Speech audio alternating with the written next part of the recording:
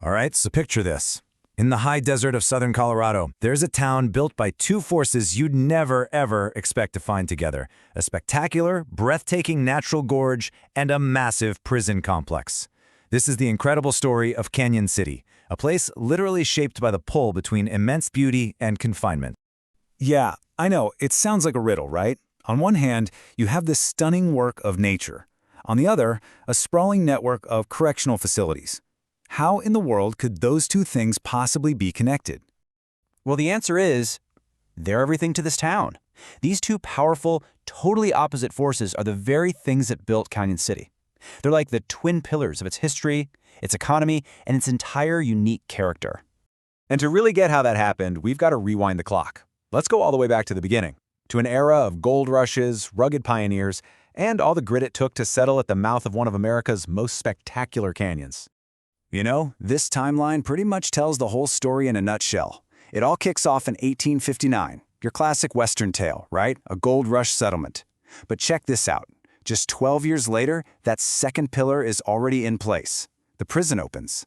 Then the city becomes official, and before you know it, bam, the engineering marvel that would put it on the map for tourists for the next century, the Royal Gorge Bridge. So first, let's just talk about the gorge itself, because the scale it's just hard to wrap your head around. For millions of years, the Arkansas River just kept carving and carving, creating these sheer cliffs that plunged 1,200 feet straight down.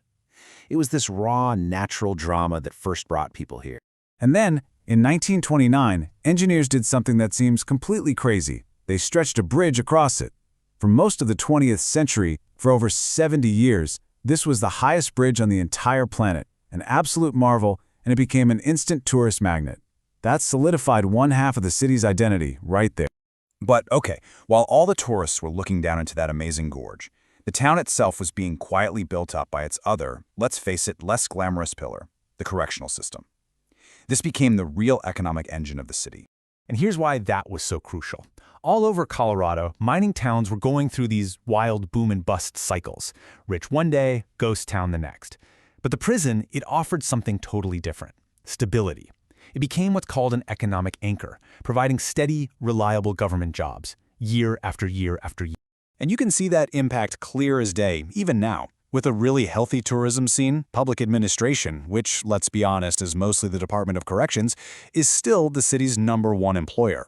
It's the engine that's kept this whole community running for over 100 years.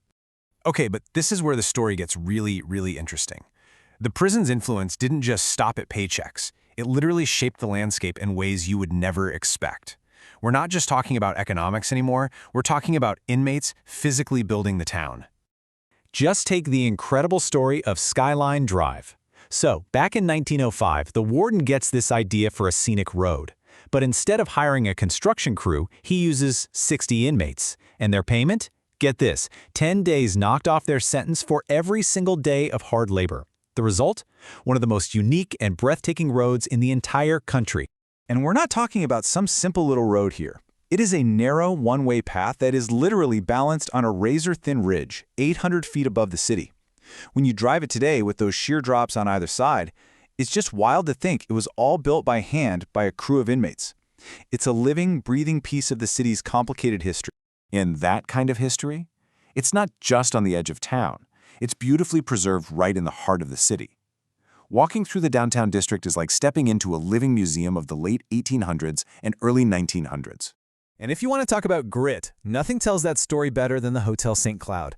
You're not going to believe this. The building wasn't even built in Cañon City. It was originally built in a silver camp miles away, then taken apart brick by single brick and hauled over here in 1886. It survived threats of demolition, and now, after a beautiful restoration, it's about to reopen as a centerpiece of Main Street. Just amazing. And the St. Cloud is just one jewel in the crown. The entire downtown historic district, with its 81 historic buildings, really speaks to the quality and craftsmanship of that whole era. It's so well preserved, which makes it a huge favorite for locals and tourists who just want to explore on foot. So, with this incredibly deep dual identity, how does a city like this move forward? Well, Cañon City today is actively working to balance its one-of-a-kind past with a clear vision for its future. Tourism, no surprise, is still absolutely vital.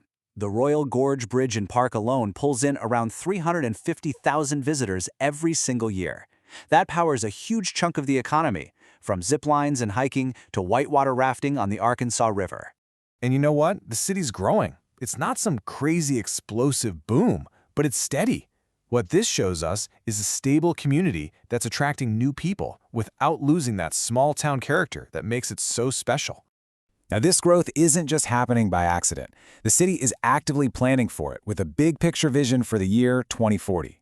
The whole goal is to lean into its strengths, like tourism and its amazing history, while also bringing in new industries like advanced manufacturing.